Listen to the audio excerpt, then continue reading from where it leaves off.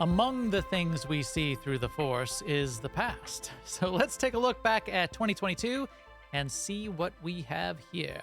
That and more on this episode of the SWTOR Escape podcast from newoverlords.com. Our broadcast hashtag today is EPC 451.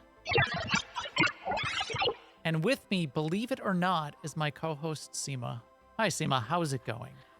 Hi, Max. It is hard to believe that I'm here with you tonight. Can you believe it? It's something new. Something new. 450 times before, and I still get surprised every single time. Yes. Well, things are going great. I mean, I've actually had a great week in SWTOR this week because I took advantage of the double XP this time, which I haven't in the last couple of times. And so I took one of my characters that was 75 to get to 80. And my idea was, because I finally finished the rep on the space missions, that rep. So my idea is I need to get like 3 or 4 characters to the point in the story where they can do Onderon dailies, because that's my next rep to do. So I was working on that with that character. So I got her to, she hit 80 about halfway through the mech shop part of the story. And instead of finishing it right then, I switched to another character because of double XP, and then I started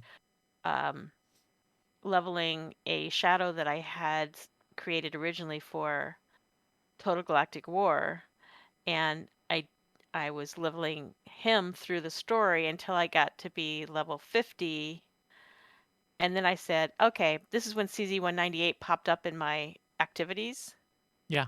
So I went to CZ-198, and it was a little bit of a, I had to be careful because I was level 50, my character was 50, and the mobs were 55. So there was a little bit of a, I mean, I think you're supposed to be 55 when you go, and then you would be bolstered and all that stuff. And then I had, of course, I was wearing the XP gear, which has no, mine doesn't have any mods in or anything, so not a lot of gear. Naked. But, I mean, completing one quest, not the weekly quest, not all of the quests together, but just one quest was like half a level. Yeah. It was crazy. So I said, okay, this is worth it. So I finished that iteration of CZ-198, and then I went and did Black Hole, which was actually a little bit easier because it's a little bit, it happened, earlier in time. Right. And then I went and did Oricon, which I had to figure some things out in order to kill the champions that are in that heroic area. But I did get that working. So, I mean, I didn't, once I hit 50, I just started doing these weekly / heroic things, and now he's like almost 70. Yeah. Yeah. That's doing those weeklies, doing those, those heroic area weeklies seems It to was a be. crazy amount I had an I've XP always boost liked on, doing that. XP gear, double XP, and then Yeah. there are a bunch of Guild XP XP anyway. bonus. Yeah. All that stuff's So really I did stashy. it again today because Oricon is on Galactic Seasons, and I figured I'll just do that today and one other day this week with that character and see how far they get. So I don't remember, maybe you remember, but when does the XP gear stop working? Is it 70 or 75? I think it's 70. I don't know. I don't know. Maybe chat room. Do you guys know when is? Anyway, Yeah. so that's one thing I did this week. Plus, I have been focused as usual on Galactic Seasons. Last week, I'm doing what you do with the rep. I'm just buying 5 of the 20 level rep things, and then I just click them all on Monday.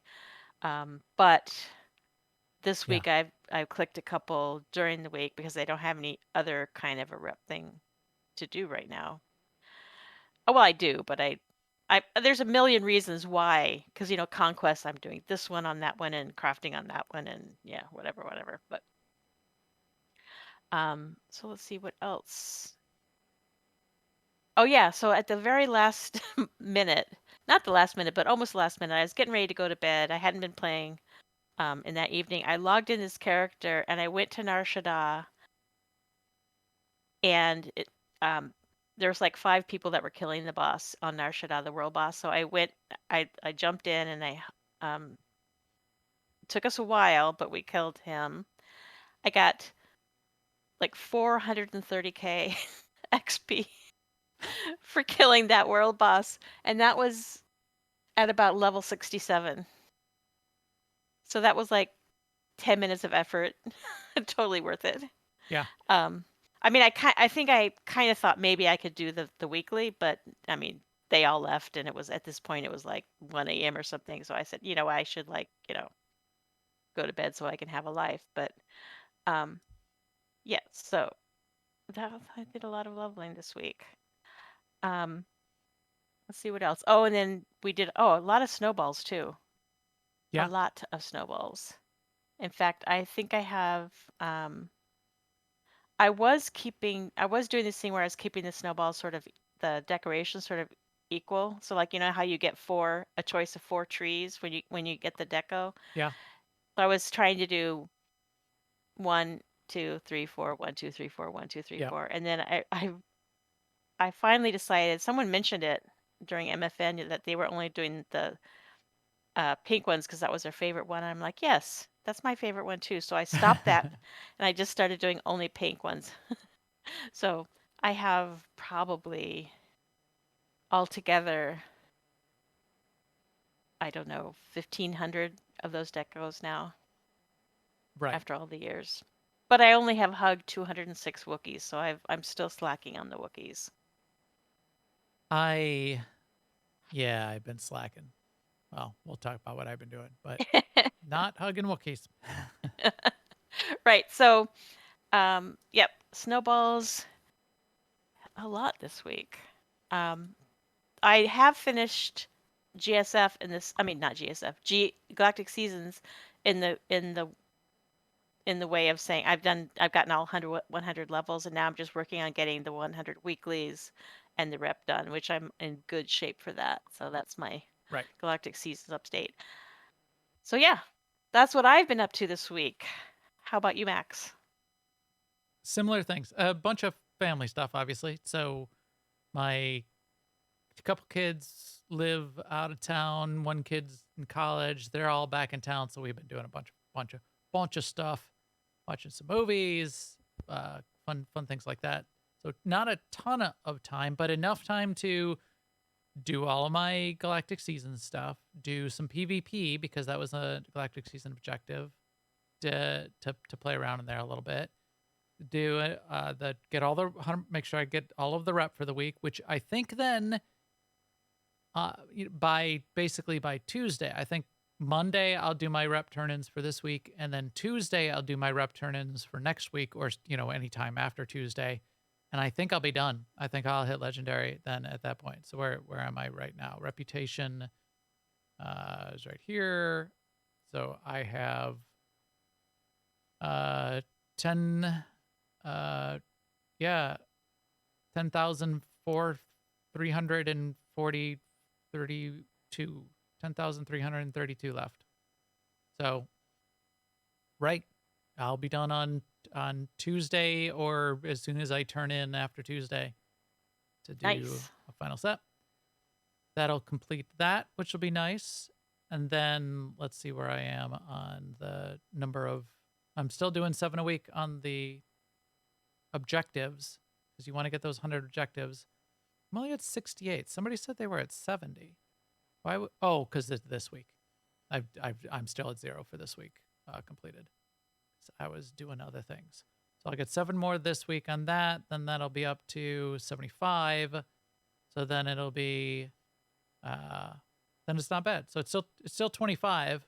So that's basically what, 4 weeks, 4 weeks more of season objectives, and that'll be done as well. And then the meta achievement will be done. Fun. Yeah. But it's still compelling. It's still fun. I'm glad that we've got a thing like that to do. As I said, I like having a journey. I like having a path. I like having things to check off the list.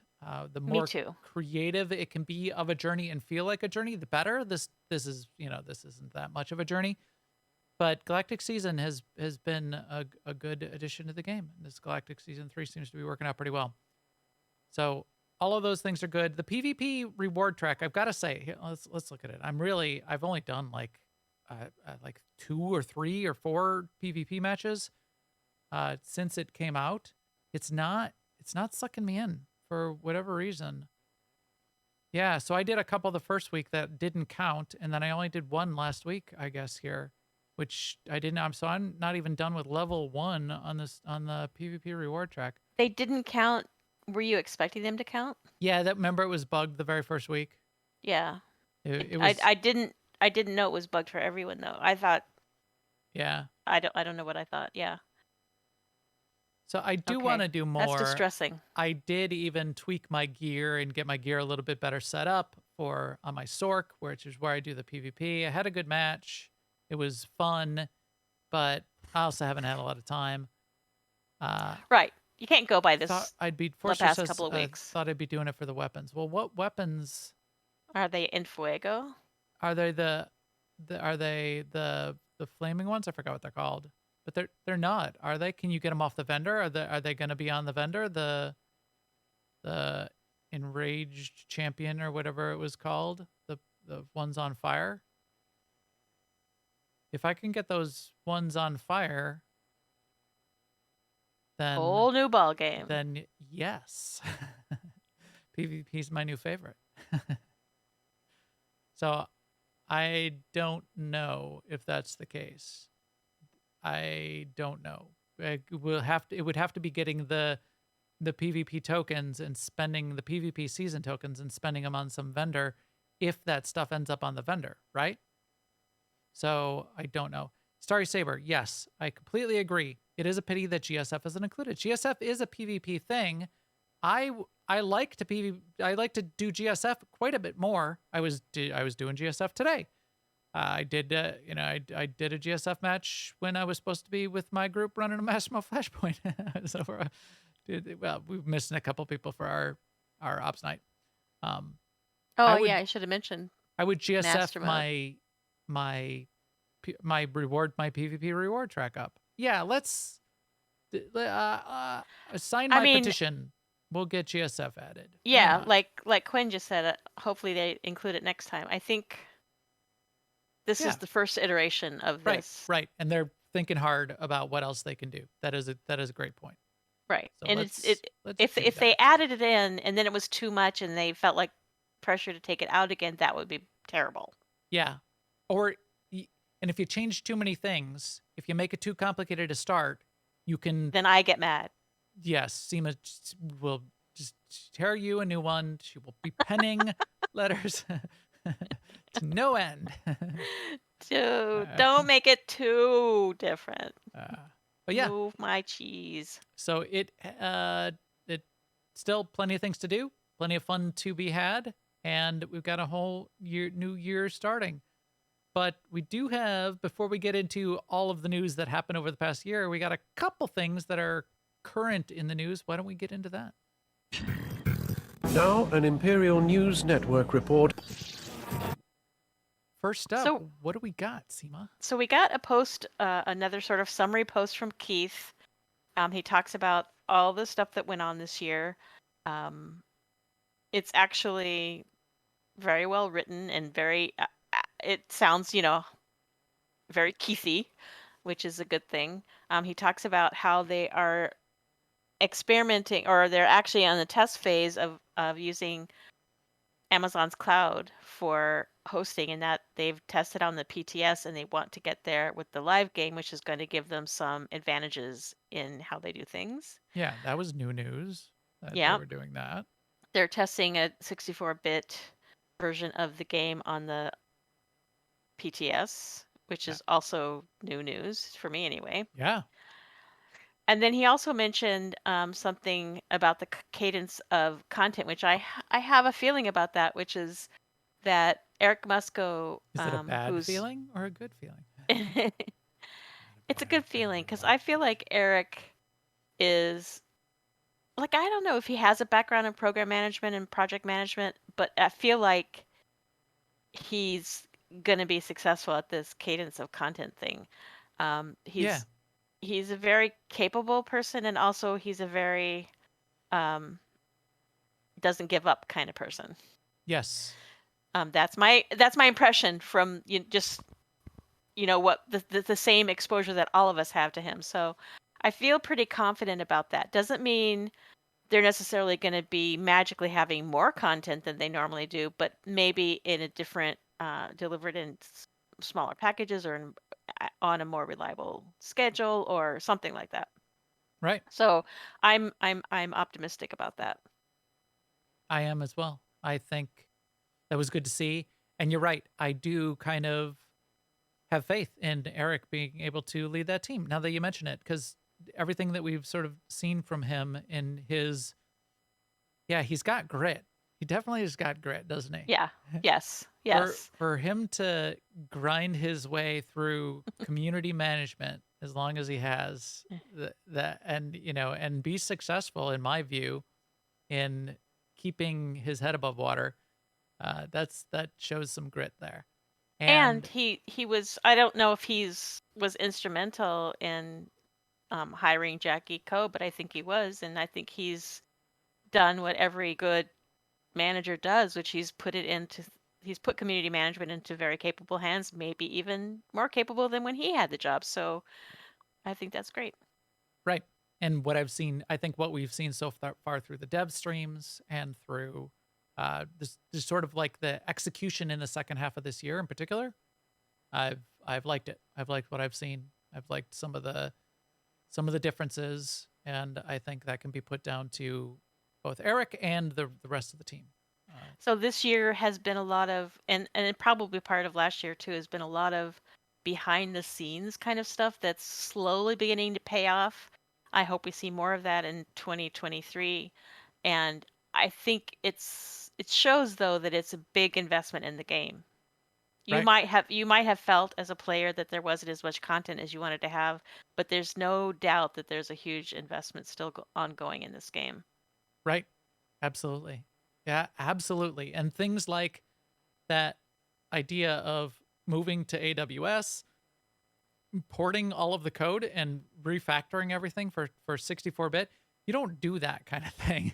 You don't invest in the infrastructure of the team and the servers and the code and the graphics updates and the user interface updates on a declining product that you're stopping You're development on. sunsetting, yeah. Right. Not at all. So I mean, they're like laying the foundation for, at least 5 years, if not a decade's more worth of Yeah, life in this. yeah. So that's pretty impressive.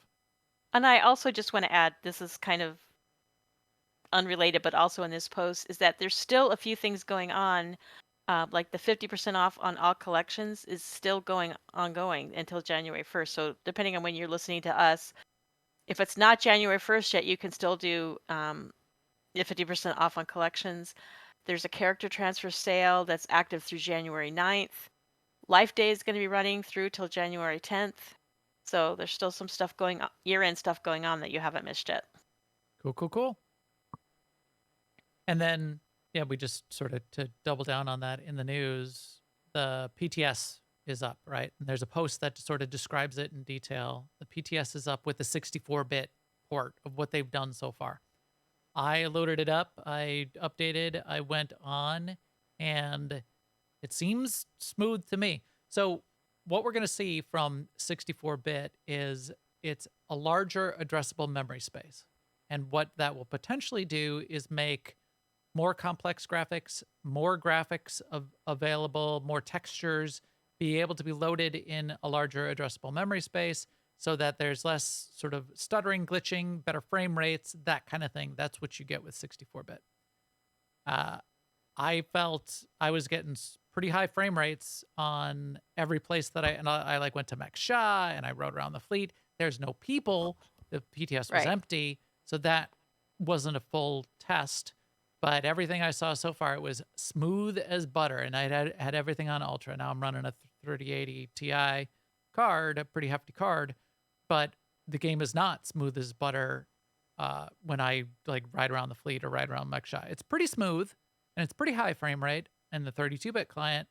But you can notice little hitches here and there. A couple drop frames here and there when it hits some spot where it's loading a bunch more textures. So if that's what we're gonna get, I went to Runic, I rode around Mech Shaw, I rode around the fleet, and I was getting, I had my frame rate limiter set to 60 frames a second in settings, but I was getting between 70 and 100 everywhere for whatever reason. And when you hit, I think it's Shift Alt F is the default keystroke to put the frame rate on your screen. So looking good to me. Go on there if you do have concerns, especially with your hardware. They would love to get some of that kind of feedback. They've got ways for you to produce a diagnostic report and send that off to them. This is the kind of thing that does need a lot of testing.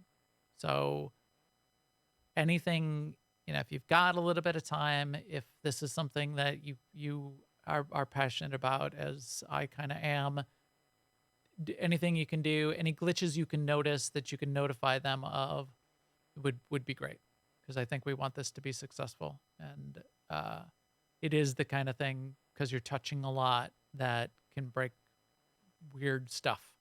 So we'll see how it goes.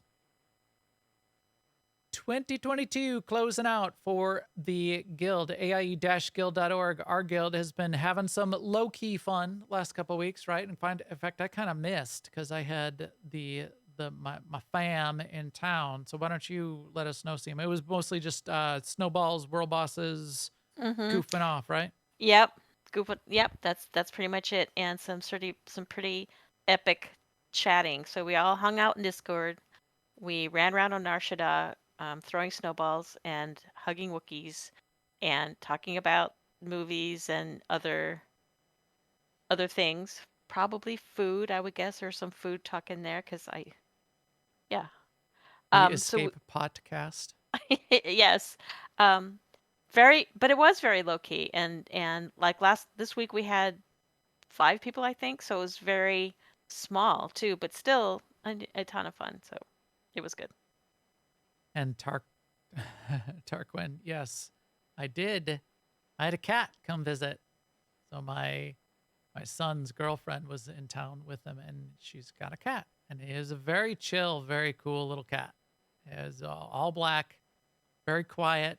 He meowed a couple times. He came in my room and was yelling at the shower door for some reason for a little bit.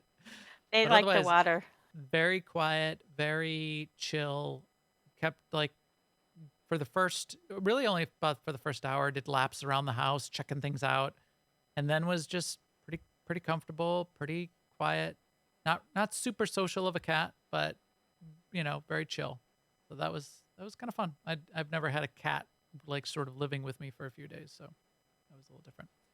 Anyway, AI has been having a lot of fun. We will continue to have fun in 2023. So our Tuesday nights are the reason for joining. Come for the MFNs. Come for the mandatory fun nights. Stay for the non-mandatory. Yeah, right. Only the fun is mandatory. Attendance is not.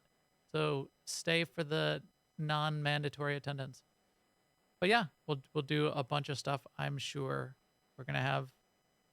Well, we've had 11 years that this SWTOR division of the guild has been around. We just passed our 11-year anniversary for the guild. I just thought about that. Fun. And probably another 8 years or so before that is when the guild started. For World of Warcraft was the very first place. So we've been around for quite a while and still going strong.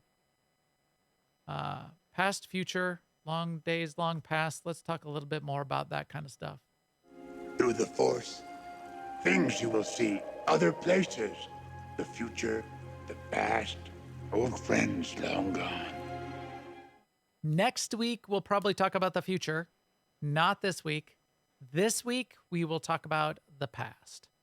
So the past year, Seema, has been quite a bit of stuff. Quite a lot has gone on. So, just as everyone would expect, what we usually do is just go back through our show notes, because we've got all of the news and every week, and we're doing the shows. I went back through, Seema went back through, we're taking notes, and as I'm compiling this stuff and putting the notes down, it feels longer ago with some of this. So we'll go through it, but it definitely feels longer ago that some of this came out. And so when you stack it all up this way, you realize quite a bit Yeah. happened this year. I'm always surprised when we look back and see that all the stuff that happened in the because especially stuff in the first quarter you don't think of as being part of this year. Right, right. Like in January, 7.0 wasn't even out yet.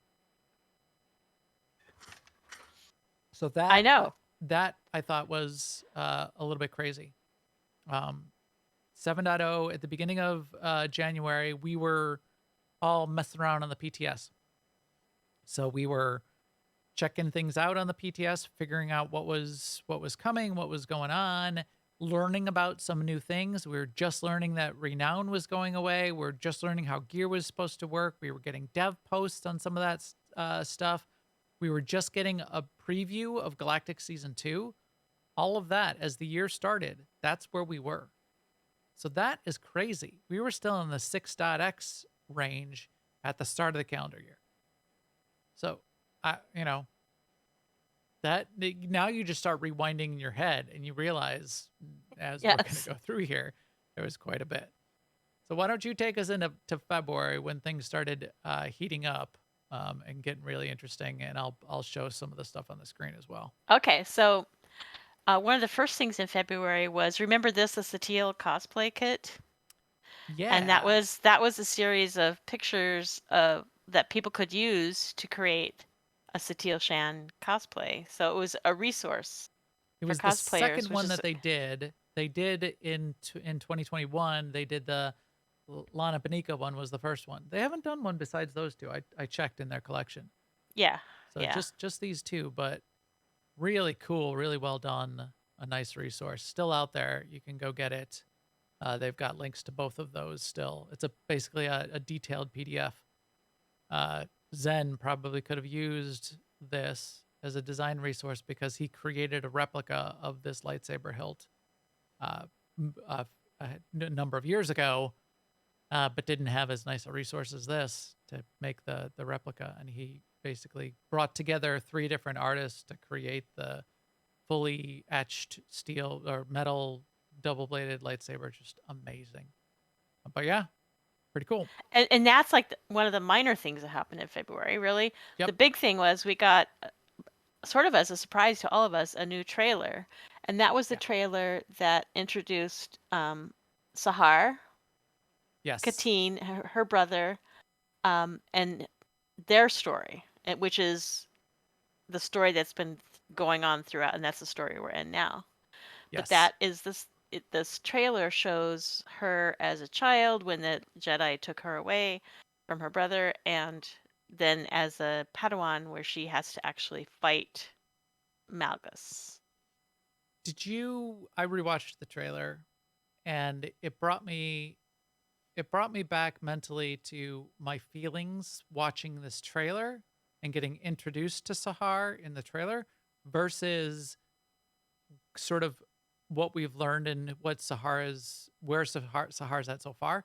And it's still early in her story, I think. And we're not going to sort of spoil it too much because we just haven't done our spoilers for Showdown on Runuk yet. But I don't know. I liked Sahar in the trailer quite a bit more. Yeah. Than yeah. I feel like Sahar in the trailer, I feel like what's happened with Sahara throughout the year is she's losing confidence in herself, and I want her to get that back. Yes. I hope that's going to be part of her journey. Yes, I completely agree. Cuz she's powerful, she's I mean, like here this is the part where Malgus shows up and you're going to see, they have a little confrontation. He tells, the Jedi Master, what's his name, tells her, go destroy the machine. And Malgus shoots lightning at her. And this is going to be the next sort of, 15 seconds here.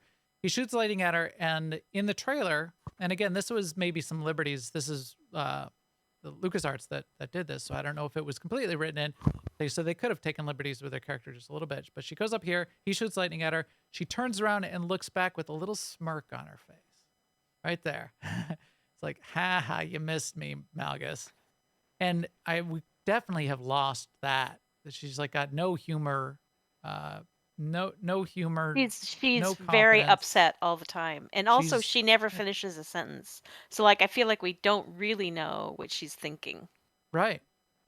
We did get the one short story that we'll talk about that comes later in the year. But even there, it wasn't really all that much of her. It was her being angsty and being confused. So yeah. Great trailer though. That was a surprise. We didn't expect that, and that came out in February and was one of the I guess just one of the big parts of the launch. And I think it was a big deal, a much bigger deal for them and us than we treated it, especially than we treated it later in the year. When it came out, it was a big deal, and everybody liked it, and everybody watched it, and that was cool. But then it was like done, and then we were just like, well, what's the content? And that's kind of the double-edged sword, I think, with investing in something like this. It's great for the 3 minutes that you watch it, and it gets you excited, and maybe it got people to jump back into the game and subscribe. But then it's not content. It's not any more than 3 minutes of content. It's kind of a little bit of a cutscene. So It's like the icing on the cake, but yes, still need the cake. right. The Like if somebody came to me and said, you've got a project management decision to make. Are you going to do, another Flashpoint, or are you going to invest in this trailer? Or are you going to do another operation, or are you going to invest in this trailer? What would you choose? I don't know. If it was operation versus this, I'd choose an operation. I feel like that wasn't the choice, but yes, I would agree. Right. And it could have come out of other budgets and that kind of thing. That's the way that works. It might not have been any kind of choice like that. In fact, marketing budgets at the EA level is likely what was contributed to this. So I'm not saying that anybody made a bad decision. And it's Right. brilliant. It's awesome. And it probably got a lot of people coming back to the game to take a look, which is good too, because more people to play with is always good. So yeah.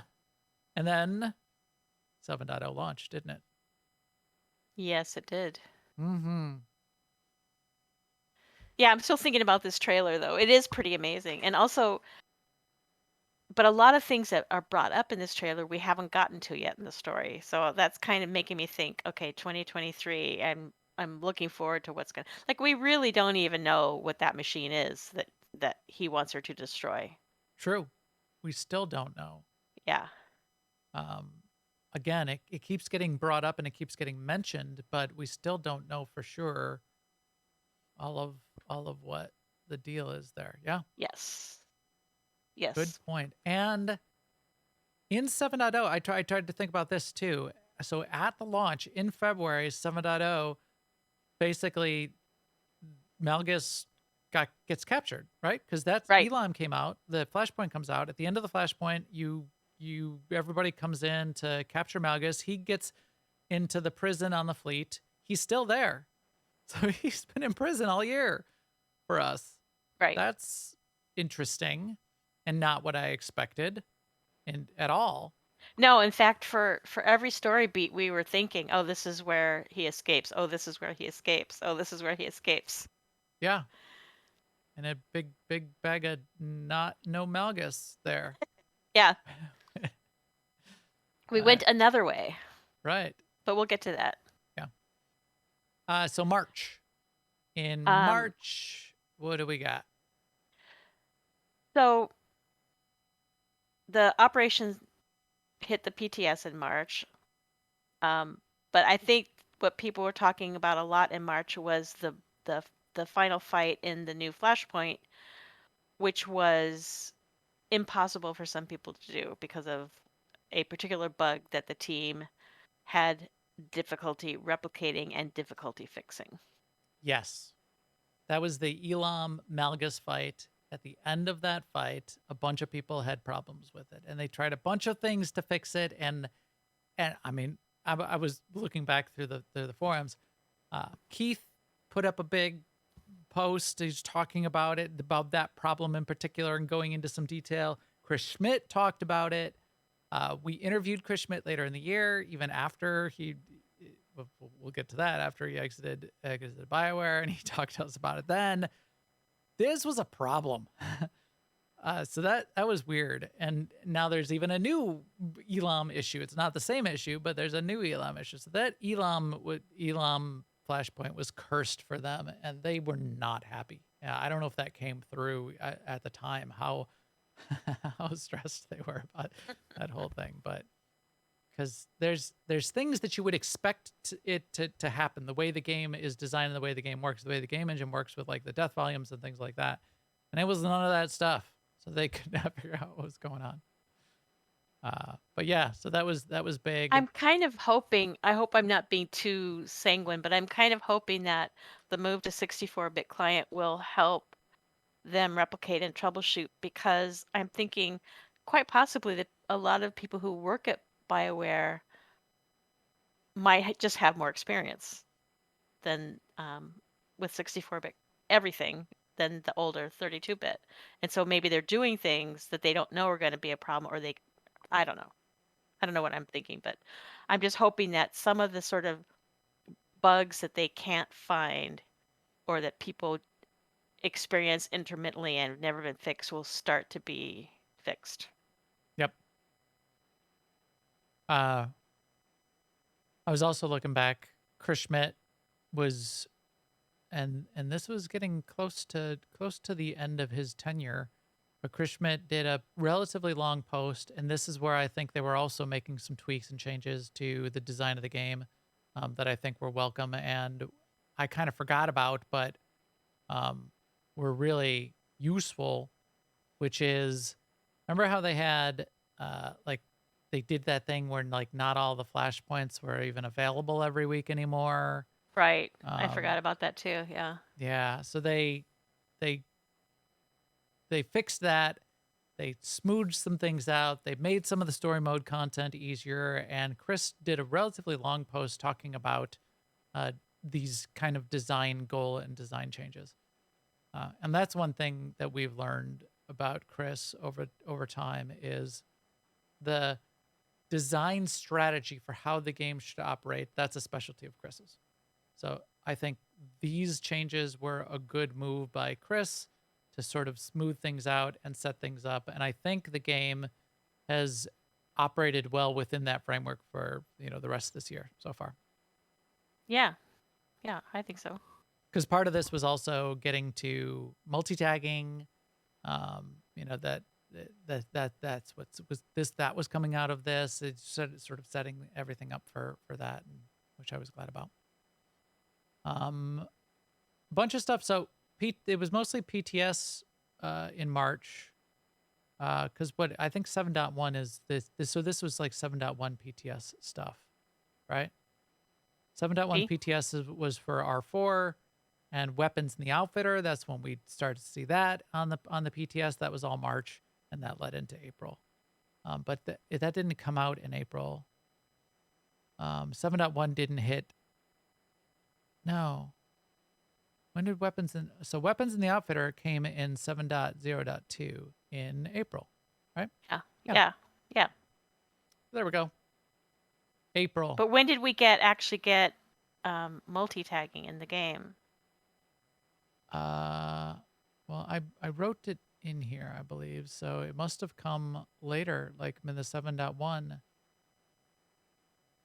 time frame. Yes, I think you're right. Which was not till August. 7.1 full 7.1 really, because didn't I come feel until like August. it feels so natural now, multi-tag. We've only had it for a few months, but I feel like it's a good thing. Multi-tag is a good thing. Yeah. So yeah, in April we got 7.0.2. 7.0.2 was bringing the gun show back, We got weapons and outfitter. That was key. That's also when I think, part of this design smoothing, that's when they renamed all the currencies, was back in April, to change them to, it's the WZ1 accelerant for Warzone, the FP stabilizer for Flashpoint, the OP catalyst for operations. That made it a lot more understandable of what those currencies were designed for. They also did a lot of smoothing, and I didn't remember this until I started looking back through it. They did a lot of tweaking and smoothing of how companions operate, so that remember how weak companions were at the start of 7.0? Yes. That was crazy. Yeah, shared tagging. Quinn, you're right. It came in 7.0. So that's why it feels like we've had it for a long time. Did come way back in 7.0? Yeah. So we have had it for most of the year. Okay, because I didn't see it in the notes for further down. Yeah. Okay, well, there we go. So that has been in longer. May, what did we get in May, Seema? Not much SWTOR stuff, but there's some Star Warsy stuff happened in May. Yes, May the 4th. Also Star Wars Celebration. Yes. Which BioWare had a presence at Star Wars Celebration, not... They had like a team of like 5 or 6 developers there. Ashley was there. I think Ashley, Eric, Jackie. Yeah. Oh, here we go.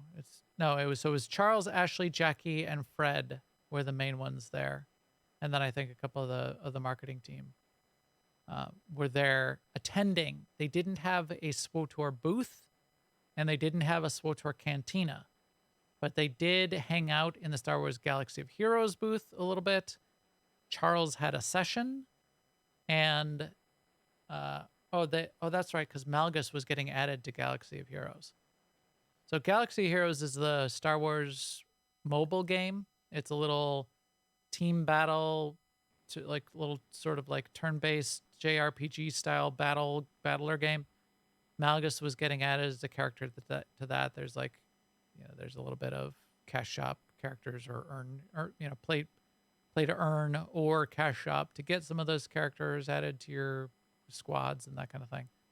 So fun having Malgus end up in more other content like that.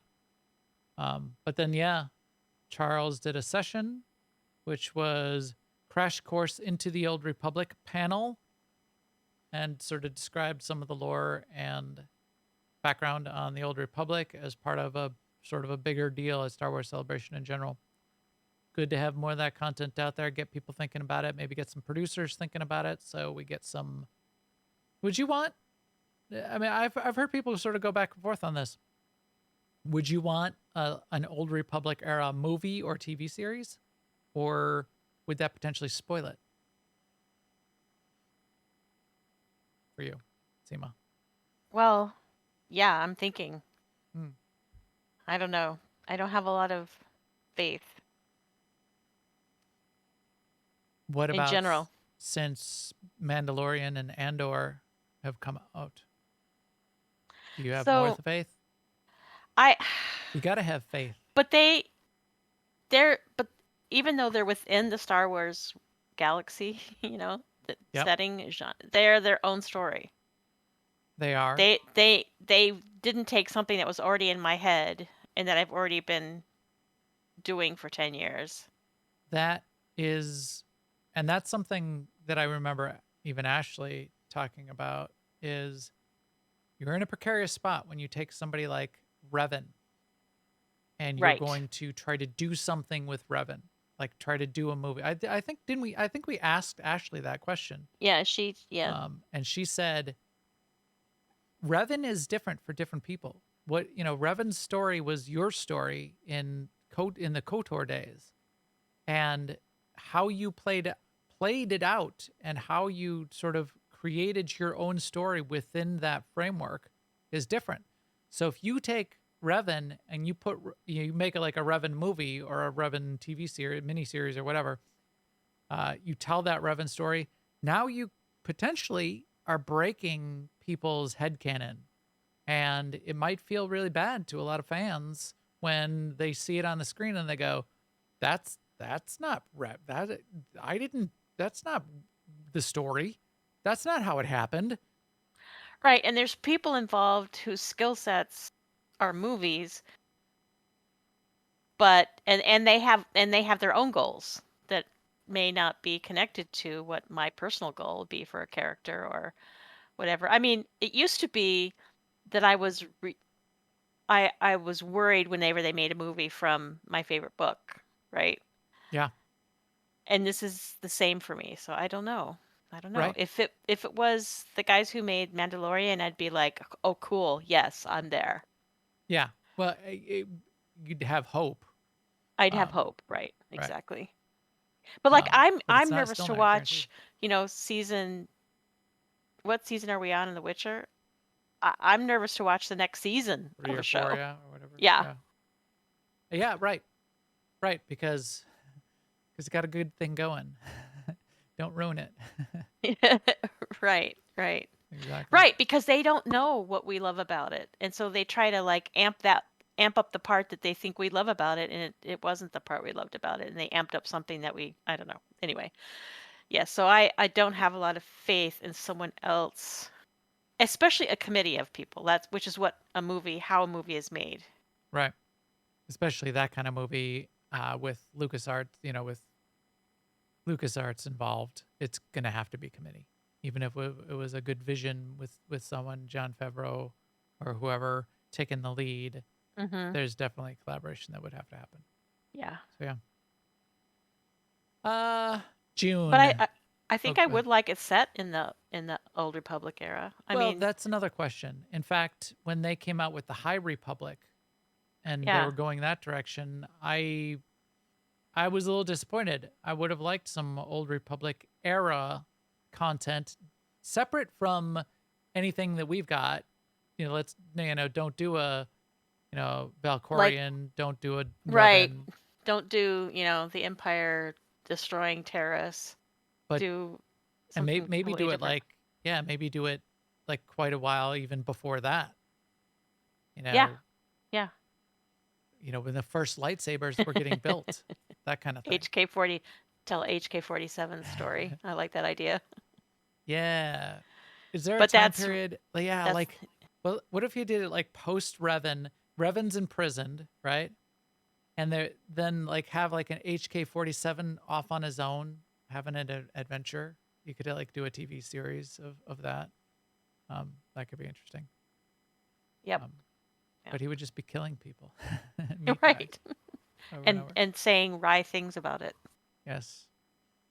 Ah, I've I've fought 43.2 more interesting fights than this one.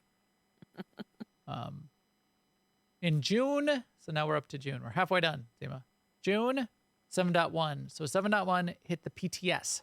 7.1 is where we start is as we're sort of like building towards this, which didn't come out until August, but 7.1 was hitting the PTS throughout the summer, and we were seeing R4. They slowly kept adding the bosses in. They were working on a bunch of the parts of R4. So by June is when we got to see the rest of 7.1, basically all of the playable content that we were going to get on the PTS. You never get story on the PTS, but we got Lady Dominique, we got the daily area, we get to see that stuff, and then some of the sort of the side things that were going on in 7.1. So that was going on.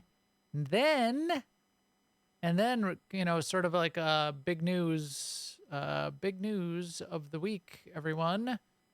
We heard Chris Schmidt was moving on. That happened in Yes. June. It was announced, and I think it was announced and happened. It was done by the end of June. Yes, I think so too. So yeah.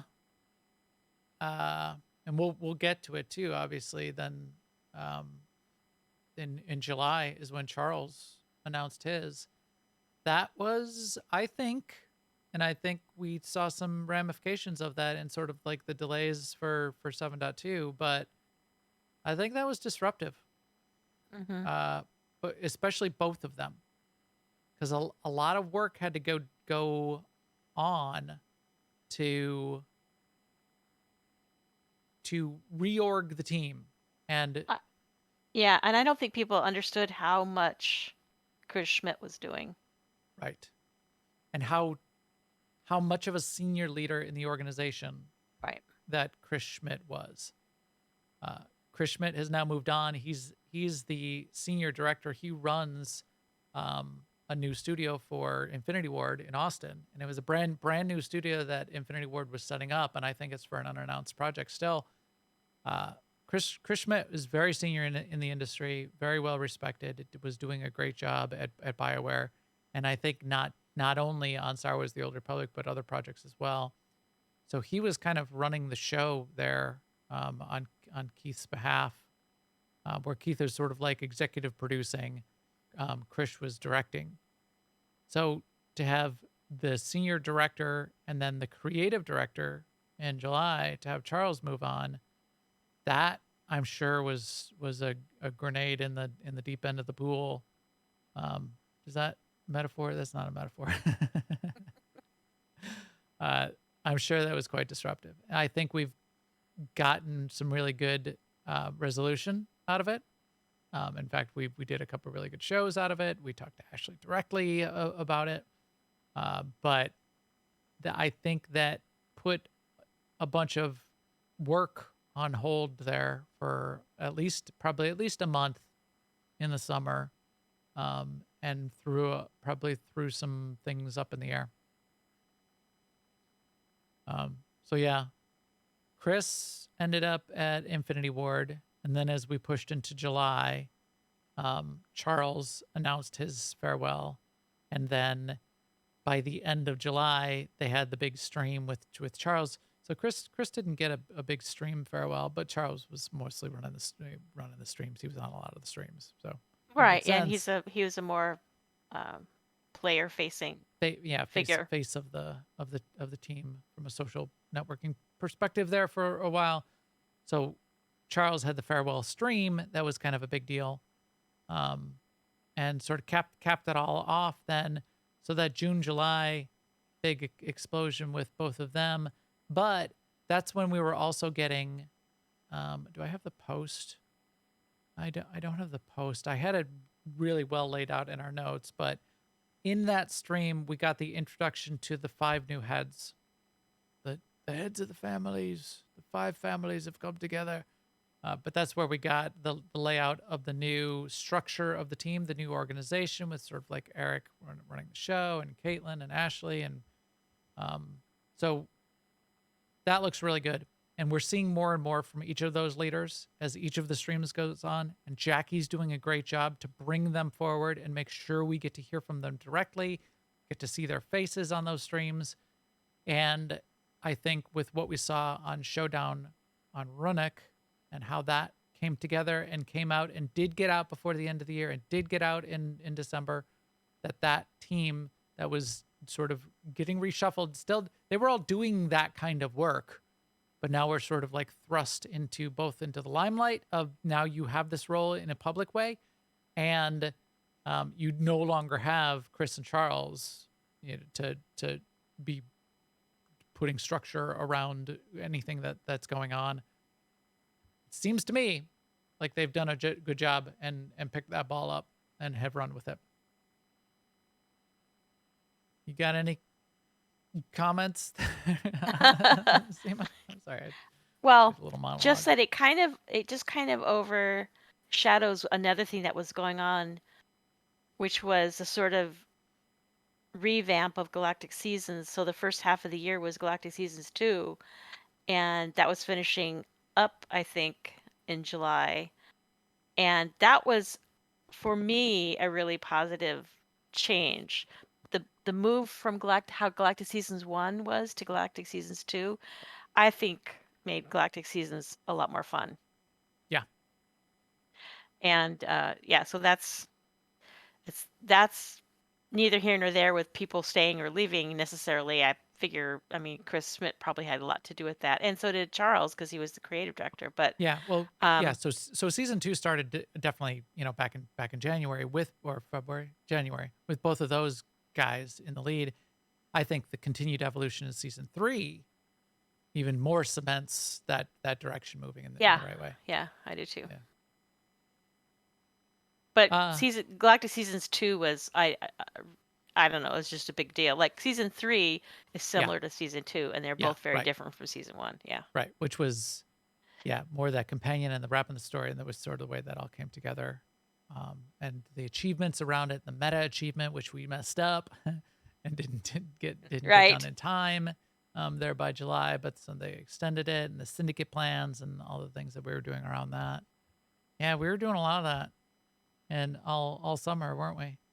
And then even after the summer, because they extended it, so you only got the Cad Bane customization for Fenziel if you completed the meta achievement, which was getting rep to legendary and doing the 100 weeklies, if you did that during the season.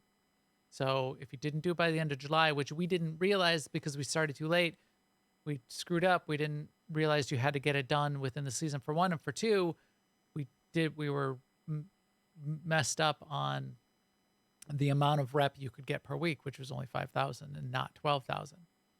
So I was thinking I could wait till 6 weeks before the end of the season and, get it done no problem. Because you can do, if you have 12,000 a week, you can do all of the rep for legendary for any Well, I reputation mean, in 6 weeks. yeah. I mean, you're ahead of me because I didn't even think that the end of the season. I mean, I didn't even notice, even though it was documented and it was.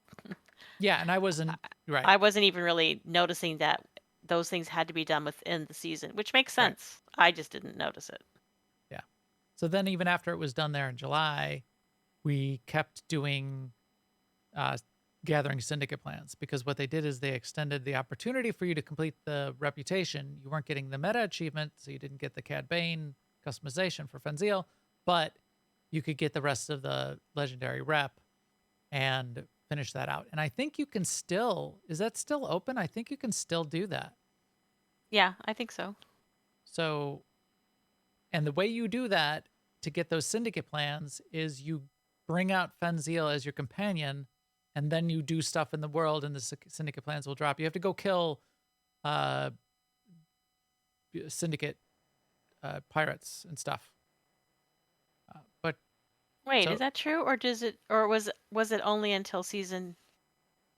did it end at season 2? I thought it was supposed to end when season 2 came out, but I don't think it has. Well, we'll have to do some testing this week. Yes. I can't because I already maxed out the rep, so it doesn't. So But did I. Yeah. So if you have not maxed it out and this is something you wanted to do and you want to test that out, bring out Fenziel and go kill some syndicate pirates or gangsters or whatever. See if you get some plans, and then see if you have a place to turn them in. Oh no, I think we could probably go while we're talking. The place where you would turn them in to get the rep tokens is that syndicate On Narshada. person on Narshada. Right. And I mean, bet that's gone. I have 165 Underworld Syndicate plans still. Just because I had a bunch. That wasn't my problem. I just hadn't been turning them in because I Yeah. was too focused on Conquest. And Starry Saber saying it was supposed to end with season 2, yeah. And I Okay. have a feeling it may have the check Yeah. of is that syndicate representative still on Narshada would sort of seal that deal. Okay, and then Yeah, the person's still there. oh, the person's still there? Yeah. Okay. Well, if the person's still there, I only have one. I think I only have one syndicate plan. Let's see if she talks to me. Whilst we're talking, can go throw a snowball at her face. She's probably really happy about that. Thanks. Glad I'm still here with all these snowballs getting thrown at me. Thought I was supposed to be gone. I was looking forward to retirement. Yep. There she is. This Togruta, Kaya's Dinar, agent of the Shadow Syndicate. Looks like, yeah. Turn in Underworld Syndicate plans. guess so. So it was supposed to end with the start of Galactic Season 3, and it has not. Still there, still available. Woo-wee. Okay. Oh, sorry.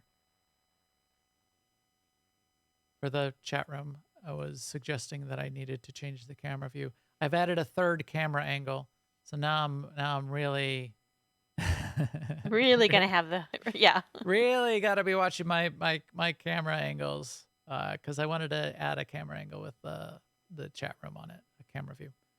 All right, so August we did finally get 7.1. Got the full view of 7.1. We got the opportunity to go back into the fleet and have a little chat with Malgus. That was the story update. We sort of like strongly questioned him, and he said, "Yeah, it's already unleashed. You can't stop it now. Can't stop me now." That's what he said. Didn't really resolve it, but it was a cool conversation and a cool little cutscene. But we did also, and this is when things got interesting for us, R4 launched. R4, Manon, UI updates. 7.1 was pretty meaty. Another thing I didn't realize, we'll get back to R4 because that I think that was our fall, which I think was and still continues to be key content for us, which is great. Wish we would have had that sooner, but glad we finally got that. But the gear going up to 330, I didn't realize that happened in August. So 326 was the cap before that. The gear started to go up, and then with 7.1, and it went up again in 7.2 just this month. So that progression of gear, that gear power progression was part of, and I think that goes back to a Chris Schmidt design with the way he had sort of set that up to work. So that started in August with that progression to 330. Hide and Zeke were added, so you got the 330 mods coming in at that point as well. But all of the gear ranks went up to 330. That some of them that had only gone up to 326 before, not all of them, because I don't think Tinies still went up to 330 at that point. Well, no, here we go. Tinies, no, yeah, Tinies did go up to 330 as well. But Tinies was only at 332. That went up to 330. Supreme Decurion, so all the Conquest gear, Elite Decurion, Flashpoint gear.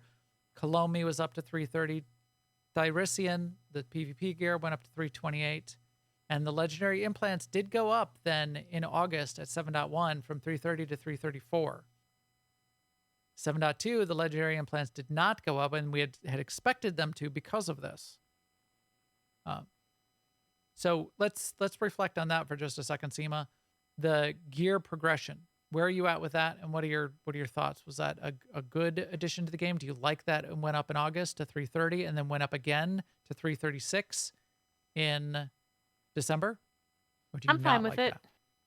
I'm fine with it. I like that there was a way for me to do it.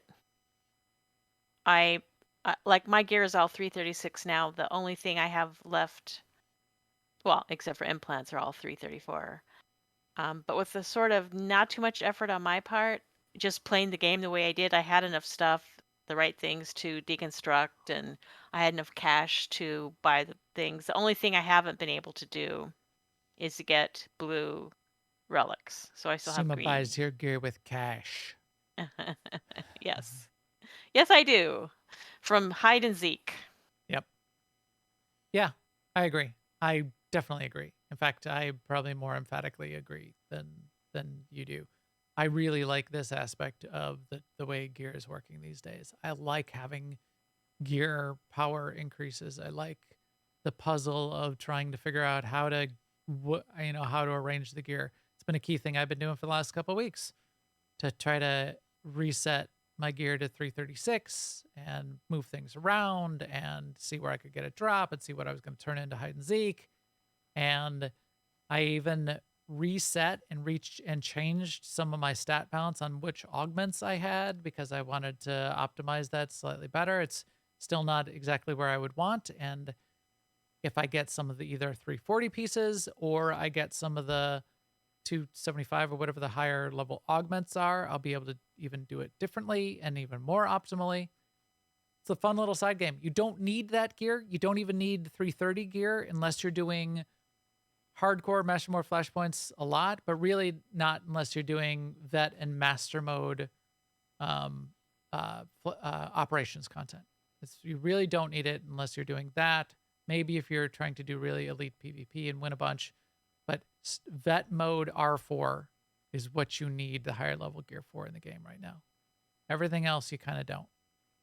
So people don't need to worry about it, but if you do want to worry about it, it's to have fun with it because that's part of the fun puzzle. So don't go up to those vendors and go, oh, this is frustrating and confusing. Oh, well then don't do it because it's the only reason to do it is You can be successful Yeah. without it. Yeah. yes.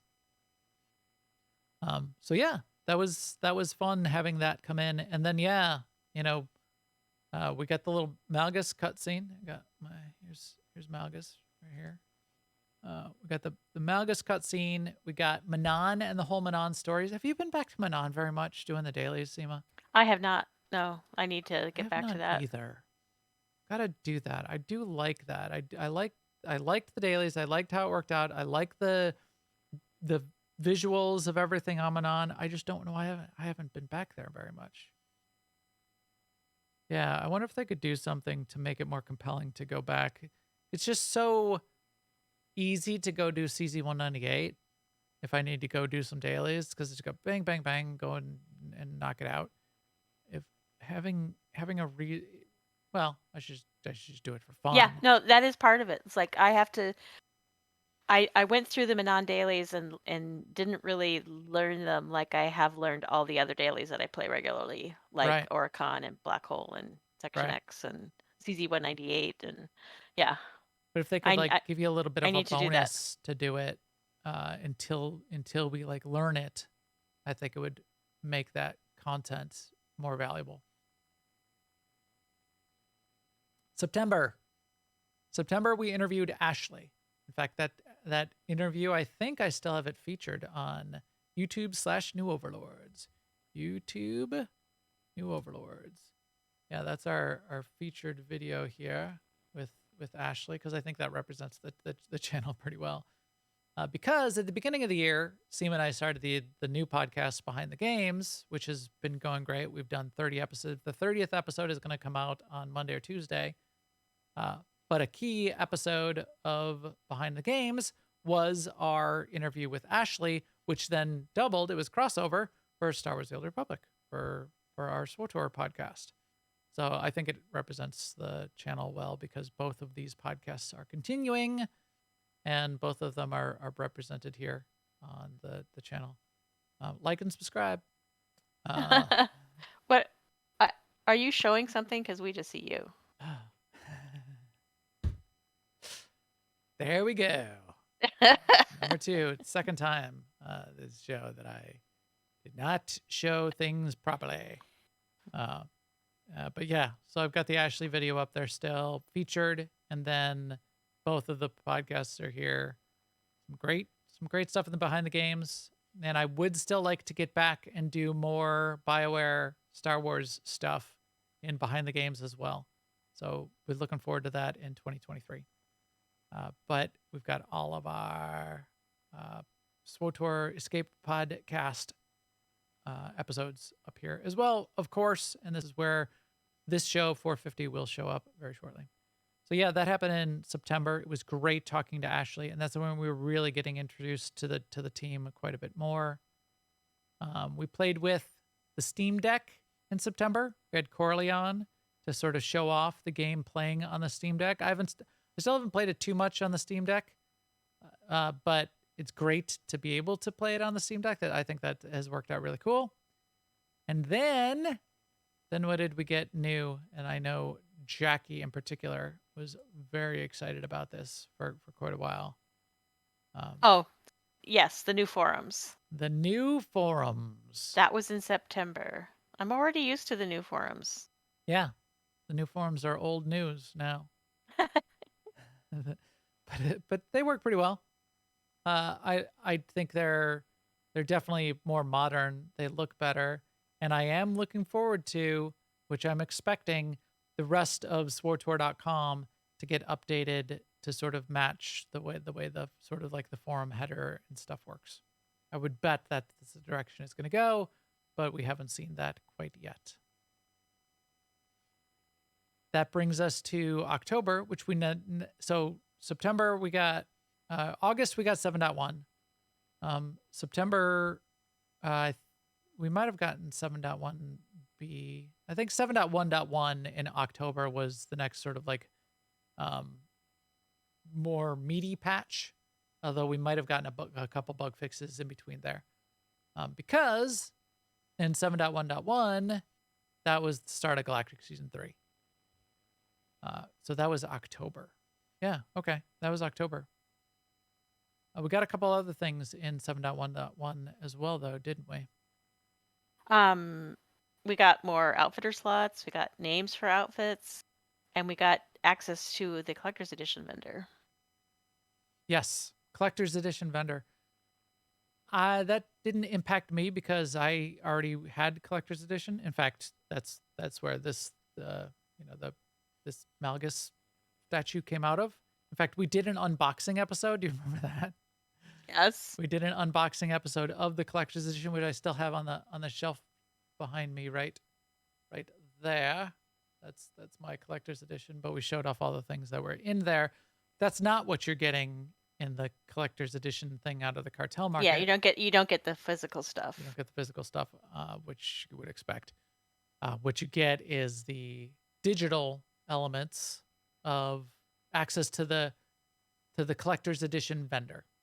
You're getting access to that vendor, which is a nice vendor. It's got some cool stuff on it, and then you could buy that stuff. Extra outfit slots, the Manon the Manon planet where the dailies are became an invadable planet for conquest. I know we've had some Total Galactic. I didn't mark them off, but we had some Total Galactic Wars throughout the year. We had a couple, at least 2 or 3, didn't we? This past year. Yes, I think I want to say 3. Feast of Prosperity came back in November as a result of 7.1.1 code going in October, and then Galactic Season 3. So Galactic Season 3 launching in October was significant content, in my view.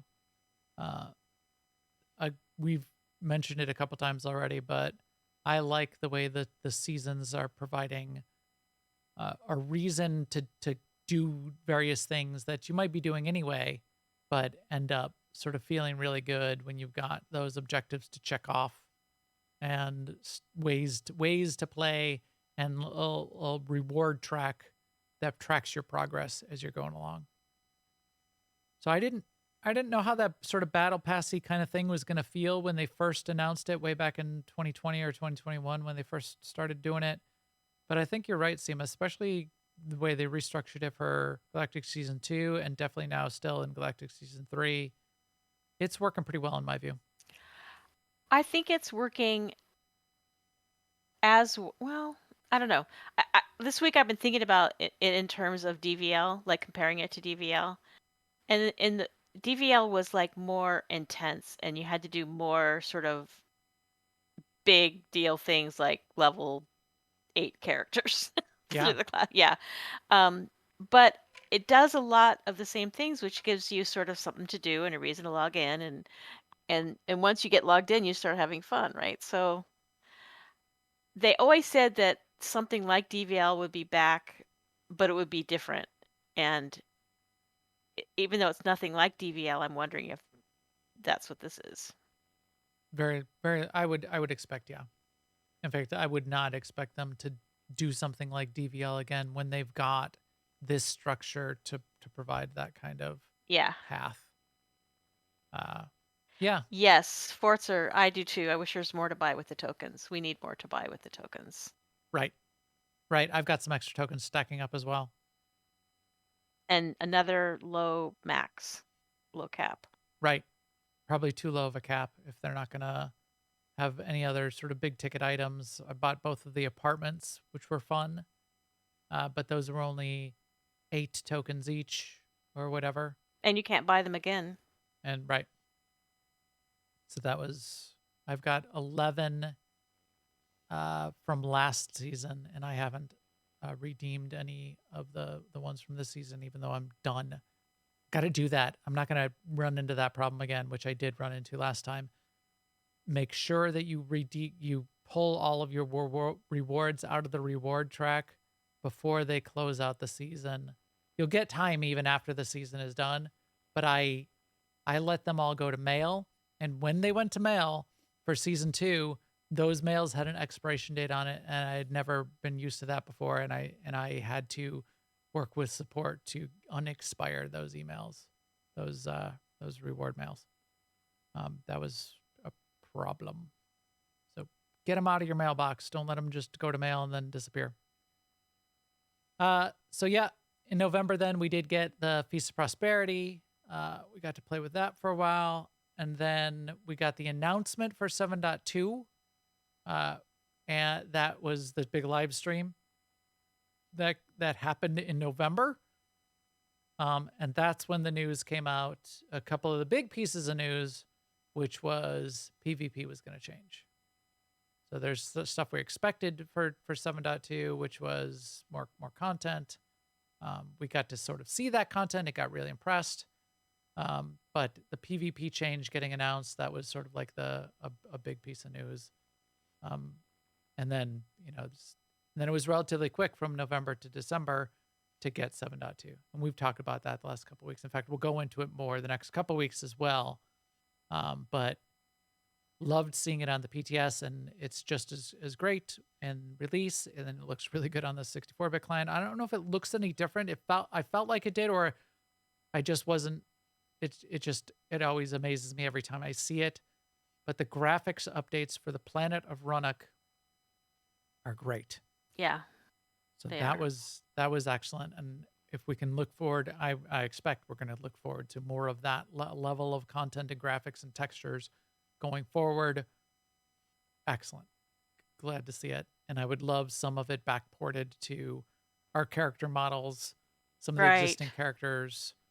That would be great I mean, see. and I don't have any performance issues on Runic like I do on Mechshaw. Right. So that's looking good. We got Runic as a daily area. We got Story, which was the showdown on Runic's Story. We haven't done a story breakdown episode yet. That'll be coming in the next couple weeks. Then we got the gearing change, which got us up to 336, and even higher if you're into the vet mode R4 content. And we got the PvP revamp. So it gave us a PvP reward track, PvP progression. It broke 8v8 and 4v4 into 2 separate queues, and it removed the ranked queue.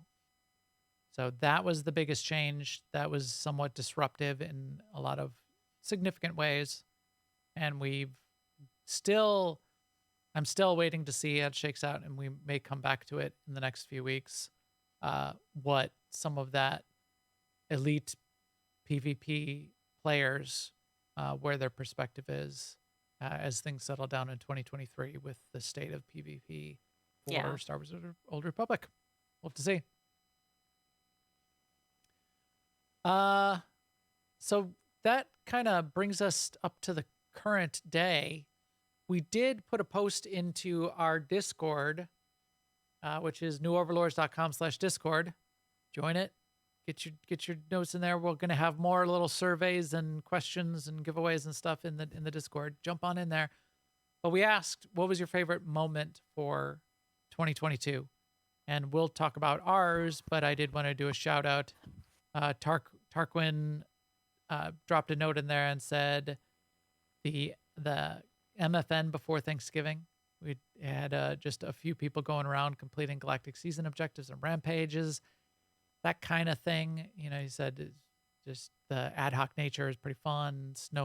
Learning Snowblind had an enrage timer because there were so few people doing it. Yeah, we were just killing him slowly. Yeah. You were there. Were you there for that one? Yeah, I was. Yeah, they got it done, but that kind of that was a fun night. Yeah. Yeah. that I kind of mean, thing. is exciting. MFN around the holidays uh is always fun, but it's always unpredictable. Right, right. Stask said there were a bunch of fun moments. Total Galactic War. So, so he called out. We did one in January that stuck out. We had one. Is that it was January the one that was the big one for us? I think January was the one that we missed. We tried and we got beat. No, didn't we? Didn't we pull it out? Or Nope. did we not? Did we lose one? Yep. Is that the? It's because Like we've had a number of Total Galactic Wars where we worked really hard. It was neck and neck and neck, but when it got to the end, we won. But there was one, and I think it's this one, where that happened and the other team came out on top. yeah, which is that That, definitely happens. I mean, yeah. And if it doesn't happen sometimes, But we then won at least 2 others this year, I think, which was pretty yes, cool too. yes, we did. So it's I don't know why it's always a surprise to me when we win, even though we've won lots of planets at this point. I think we've It's- made some good choices. We've had some good planning, but yeah, that's a fun highlight. Win or lose, Total Galactic War, going after it is a fun meta challenge, and it's something that the whole guild does together. And here's a game design concept for you. Memories are made by things you do together. Groups doing things together is what makes some of the most impactful content in the game. I've got a game design research paper that points to that, and Folding Ideas quoted it in one of his latest videos. That's one of those kinds of things, though. Total Galactic War is one of those kinds of things that we do together that is really compelling. Forster says, this is a good one. Forster called out the SWTOR birthday stream. This was early on in 7.0. Yeah, so this was early in the year. That's when multi-tag first went in, and SWTOR took a group of 100 people to go kill the Nightmare Pilgrim. Except she basically summoned them in there, and while people were still loading in, they pulled Nightmare Pilgrim. And even with 100 people, if you weren't coordinated, nobody knew what was going on, and everybody was dropped in there on the Nightmare Pilgrim, they wiped hilariously, apparently. But they had 100 people fighting it. And that's what you could do with multi-tag these days. And then Tarkin had another update and said, combat styles separated from class story. I forgot that was part of 7.0. Oh yeah. That is another thing that just feels like we've had forever. Right. I mean, that's the big thing. He said getting to play through then that idea of separating class story from the combat style, getting to replay the bounty hunter story was great. Just playing those stories again. And then as you're playing them, remember now you can do a different style with the same story. So you could play a bounty hunter that uses a lightsaber, basically, which would be pretty interesting. And then Starry Saber. And Starry Saber brought us home with some favorites out of the quality of life changes that have been introduced over the year. Multi-tag being key. And Starry Saber mentioning, and this is a great place where it manifests really well, CZ-198. Just being able to just shoot things that other people are shooting and shoot the big robot droid that other people are shooting and get credit for it. That is really nice. I completely agree. Also calls out Weapons and Outfitter. Excellent. I am a fan of that, as you know. Gun show. Got my big weapons out there. Loadouts, definitely. A big fan. We were playing with it tonight. In the pre-show, we were amazed that we could open legacy storage and your loadout will pull your gear out of legacy storage if it isn't in your inventory, but it is part of your loadout. Apparently that has been around, and a couple people said, oh yeah, that's how it worked, but I was surprised. I just found that myself, accidentally found that working this week and was amazed and loved it. So, but loadouts in general have just been a really great upgrade. And then Starry Saber finishes it by saying a personal favorite is access to the collections vendor. Being able to have that collections vendor and spend some currency there to get stuff makes a lot of sense. So you and me, Sama, that's down to us. What is your favorite moment of 2022? What's your favorite thing for the year?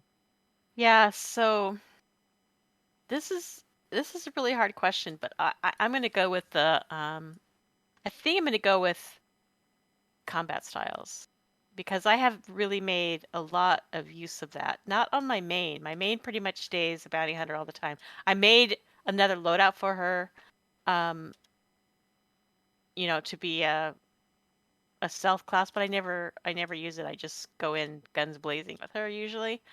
But I did it on a lot of my other characters.